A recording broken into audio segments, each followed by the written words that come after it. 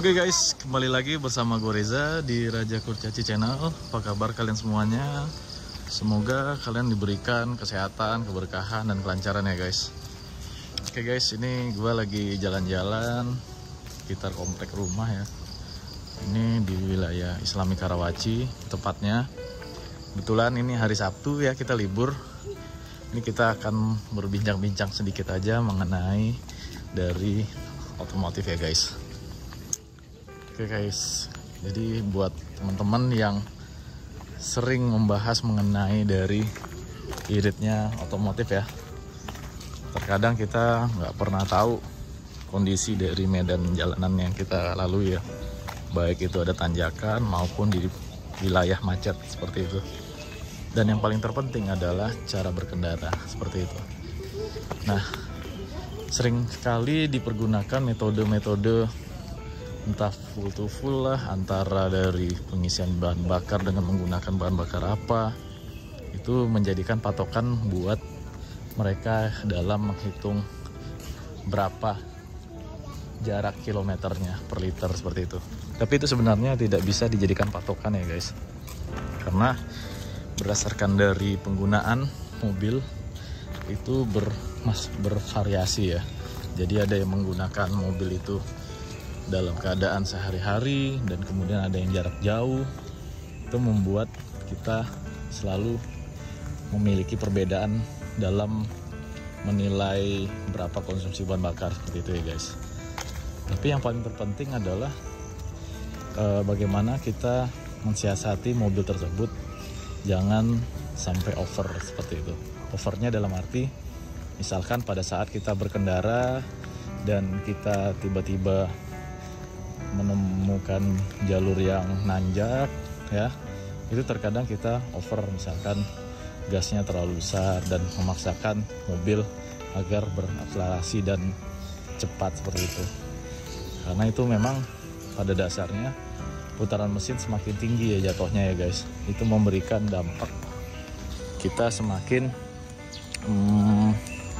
membuat gas itu kencang dan itu menghabiskan banyak bahan bakar seperti itu guys. Nah, yang paling terpenting adalah sebagai pengguna mobil atau otomotif ya, ada baiknya sih kita kadang-kadang menggunakan metode yang positif ya. Metode yang positif di sini artinya pada saat kita berkendara terkadang kita memang buat apa nih, seperti apa. Jadi misalkan buat harian menggunakan untuk kerja atau untuk ngantar anak sekolah atau bahkan untuk ke depan saja. Nah, mobil itu memang rata-rata kan stop and go ya. Jadi pada saat kita berhenti dan memulai gas lagi, itu akan banyak banget menggunakan bahan bakar pada saat start awal menginjakan gas seperti itu. Beda halnya dengan yang konstan guys, seperti itu. Nah, kalau memang kalian hobinya misalkan menghitung berapa irit bahan bakar, sebaiknya metodenya adalah bukan full to full. Metode yang paling bagus adalah dan akurat adalah, ini eksperimen aja ya guys. Misalkan kalian emang mau benar-benar kuras itu mobil, tangkinya dikuras ya, bensinnya. Kemudian kalian isi dengan satu jerigen atau isinya 5 liter. Nah, itu dari kosong ya. Nah, baru kalian menggunakan mobil tersebut, kita bawa mulai dari startup dan kita siapkan bahan bakar apa aja yang misalkan membuat kita nyaman pada saat mobil tersebut mati di jalanan seperti itu ya. Itu akan lebih dapat eksperimennya ya guys, kalau untuk melihat irit seberapa iritnya. Tapi kembali lagi, kalian mau cari irit-iritnya sebagaimana. Yang namanya mobil berkendara tadi ya, seperti gue kasih tahu ya. Pasti kalau misalnya ada tanjakan ataupun turunan, ya itu relatif, itu harus dihitung dan diperkirakan seperti itu ya. Itu memang sangat berdampak dengan irit atau enggaknya, seperti itu guys.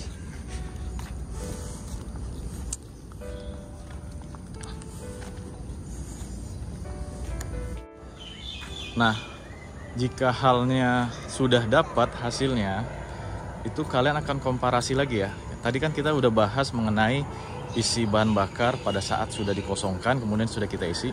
Nah, itu kita uji coba berapa dapatnya per liternya, per kilometernya. Jika dapatnya halnya bisa dapat lebih tinggi ataupun lebih rendah, nanti kita kalkulasikan average rata-ratanya, seperti itu guys.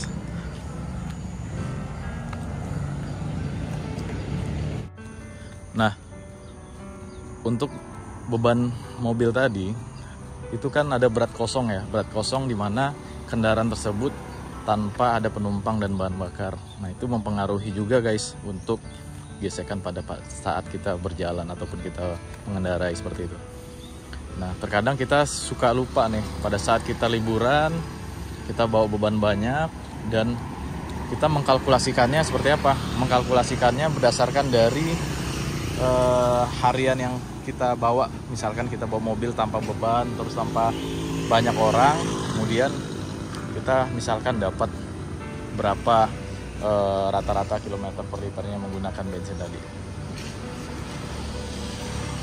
Nah, itu akan berbeda-beda hasilnya ya guys, seperti itu.